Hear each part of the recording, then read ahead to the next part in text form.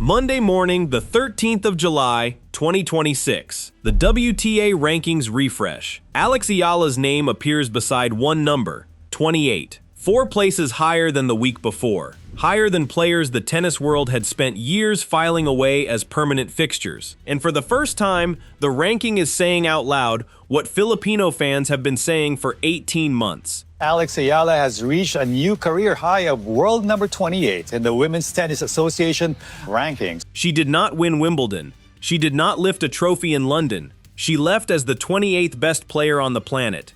And that number may reshape her career more than any single headline win ever could. Because a ranking is not an opinion. A ranking is a receipt. The hours that I put in is not on TV. What happens after tough losses is not on TV. For years, Alex Eala was the promising one, the prospect, the dangerous unseeded name, the player who needed a wild card, a favorable draw, an invitation into rooms she had not yet earned her way into.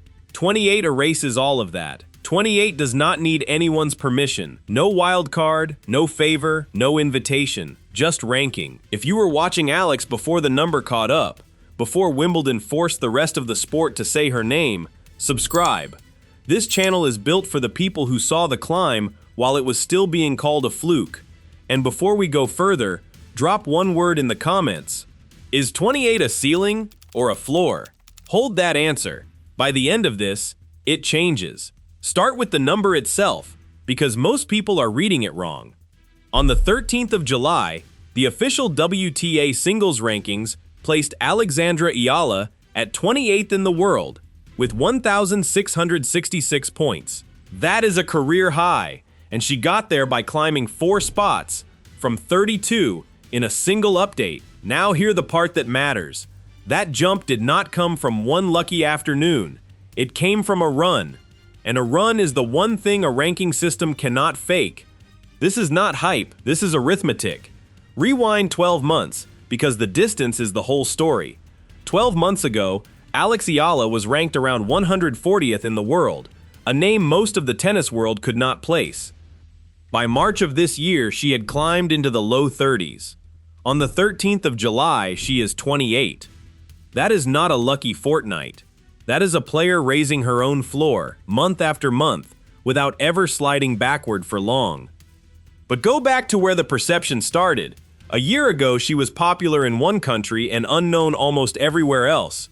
She was the kind of player tournaments hoped might draw a curious crowd, not the kind the draw sheet had to account for. Look at how she was treated. Unseeded, unprotected, thrown into the early rounds where the biggest names wait to swallow the newcomers whole. If she wanted a seat at the table, she had to beat someone who already had one. That is the old version of Alex Eala. Promising, dangerous, popular, and still, by every official measure, an outsider. Now build the ladder that changed it, one rung at a time. Earlier this year, Miami. A result that told the sport she could beat the best on a big stage. Then the grass season, and the grass is where the argument was settled. In Berlin, she beat Elena Rybakina, a former Wimbledon champion, and then Elena Svitolina, and ran all the way to a semifinal. In Birmingham, she won the title, the first grass court trophy of her career. She did not walk onto the Wimbledon lawn as a surprise. She walked on as a proven grass court player. And then she did the thing that rewrote the record book. In the 3rd round, she faced Iga Swiatek, the defending Wimbledon champion, a player who has lifted majors on every surface the sport plays on. Eala beat her, 7-6, 6-2. Read that scoreline again. She took the tightest set of the match in a tiebreak, the set where a young player's nerves usually decide it. Then she pulled away. That is not survival. That is a player growing while the champion shrank. With that win, she became the first Filipino in the open era of tennis to reach the 4th round of a Grand Slam. Not the first this year, the first ever. To feel the weight of that, go back 74 years. The last time a Filipino singles player had reached even the 3rd round of a major was 1952 at Roland Garros, a 5'1" competitor named Felicisimo Ampon. After him, silence, generation after generation of it, until a run of days in London this year when Eala walked past a ceiling that had held since before her grandparents were grown. That is the ladder, Miami, Berlin, Birmingham, Swiatek, the 4th round. And then the ranking, doing the only thing an honest ranking can do. It moved 4 places up to 28 to 1,666 points. Every rung earned, none of it handed over. So now the real question, what does 28 actually change? Start with entry. A ranking in this range means direct entry into the biggest events on the calendar without leaning on a wild card. She is no longer waiting for a tournament to decide she is worth a spot. The number books the spot. Then seeding, and here you have to be precise, because this is where hype gets people in trouble. 28 does not automatically guarantee a Grand Slam seed. Seeding depends on the official ranking used at each tournament's specific cutoff date, and the top 32 are typically seeded at a major. So being here puts her inside the neighborhood of a seed, close to the line, depending on where she stands when the cutoff lands. Close, not certain. That distinction is the honest one. And why does a seed matter? Because a seed changes the draw. A seeded player is protected from meeting the very highest ranked players in the opening rounds.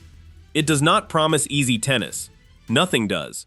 But it lowers the odds of running into a top 5 wall on day 1. For a player building deep runs, that protection is worth real matches.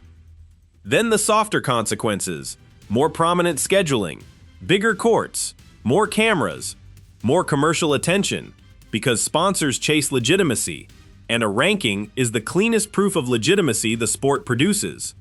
She was once the player tournaments hoped might draw a crowd. Now she is the player the draw has to plan around. But here is where a lesser video would stop and let you cheer. This one does not. Because the number does something else nobody puts on the highlight reel. It removes the excuses. At 32, outside the elite conversation, every big win was a bonus and every loss was forgivable. That is the underdog's shield. The world expects little, so anything good is a gift. 28 takes the shield away. Opponents prepare differently for a top 30 name. The scouting is sharper. The respect arrives before the first serve. Crowds that used to hope now expect. And the ranking itself becomes a weight, because points won have to be defended. Every deep run she made to climb here is now a total she has to protect a year from now, or the number slides back down. That is the part fans rarely think about. Climbing is thrilling, holding is grueling. The floor she just reached is also the floor she now has to stand on while everyone below her tries to pull her off it. So 28 is not the finish line. It is the start of a harder race. Now widen it out, because this is bigger than one player's points total. For its entire modern history, tennis has been organized around a familiar map.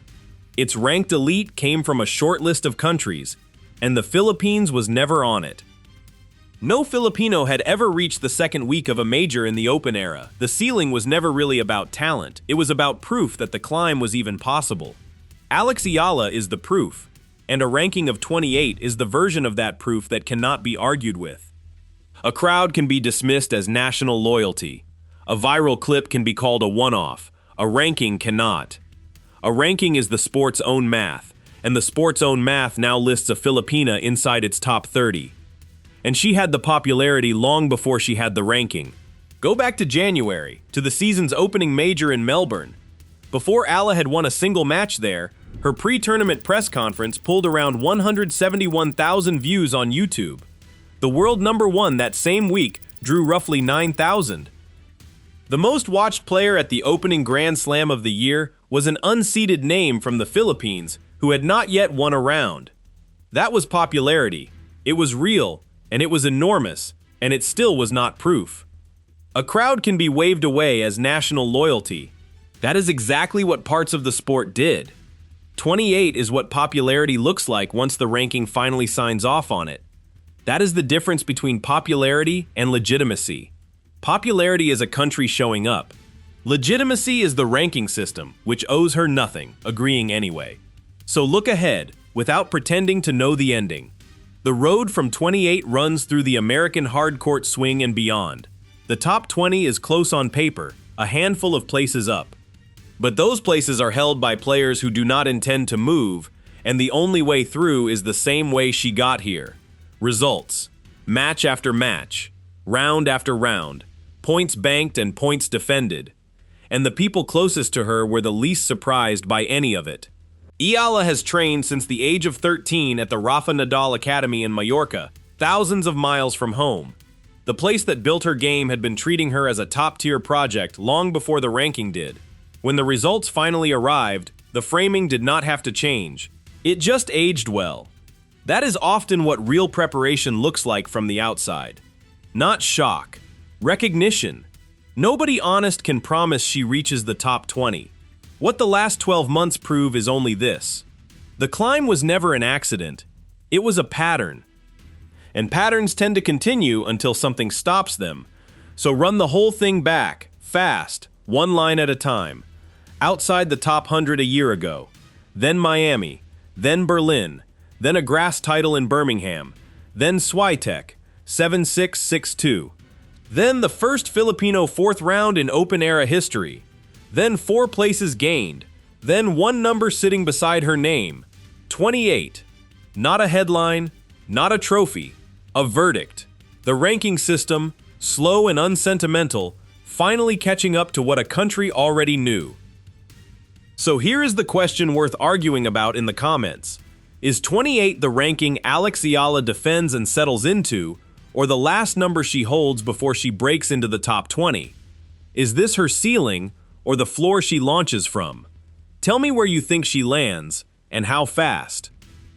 If you saw this rise before the numbers confirmed it, before Wimbledon forced the conversation open, subscribe. This channel is for the people who were right early. The rankings have finally caught up. Now we find out how much higher Alex Eala can climb, and when the next number drops, you will see it here first.